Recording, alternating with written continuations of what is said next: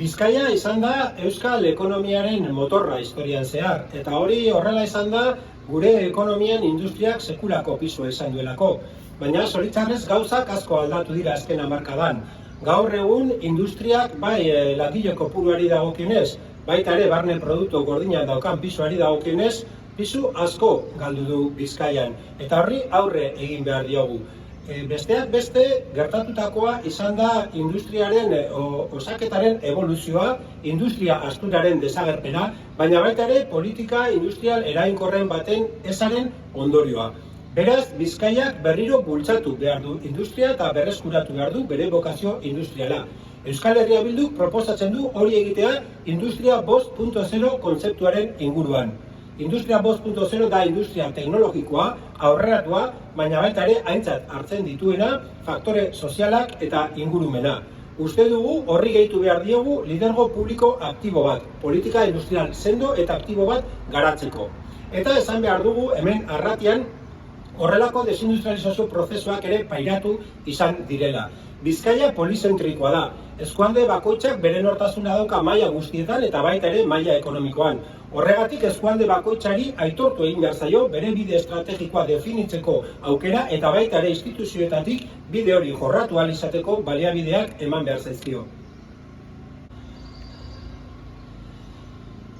Alfus, Inkoesa, Negarra, Araluze, ondo ezagututen dugu azkenengo urteetan Arratien itxi hori esan enpresak. Baita Cementos Lemona edo Kelbionen moduko enpresak non langile borrokaz itxiera hori ekidintan. Baita kezkaz bizi izin dugu batzek okindako garaitxarra. Guzti hau ez da egoera isolatu bat, guzti hau Arratiara ekarri daurien desindustrializazio prozesu baten parte da. Eta guzti honetan EH Bilduk argi okindau eta argi deko gu, langileak eta langilean familien ondoan egon gara. Al Armani no vamos con Armani, sino con las y los trabajadores y sus familias. Eurekaz gain, Eusko Jaurlaritzan eta Bizkaiko Foru Aldundian be, egon gara. Eta han lanaz berbain dugu, Eusko Jaurlaritza eta Bizkaiko Foru Aldundiak langileak erabilitako pankartetako eta pegatinetako mezuetaz berba egin dozkuen horretan. Pabelloi horretara inbertsoreak ekarri ez dauri zenaz, itxiera eragin daurie. Eusko Jaurlaritza eta Bizkaiko Foru Aldundiak ezer inez daurinez, Arratiarrok egin behar izin dugu. Lehenengo eta behin, herrietako, etxeetako argiek amatu ginu zen etorkizuna piztuteko. Gero, gizarte zibila, hezkuntzako eragileak, bertako enpresak eta bertako instituzioak batu ginen eta bertako garapen sozioekonomikorako errota sortu gendun. Dabilen errotan ez da urunik faltauko.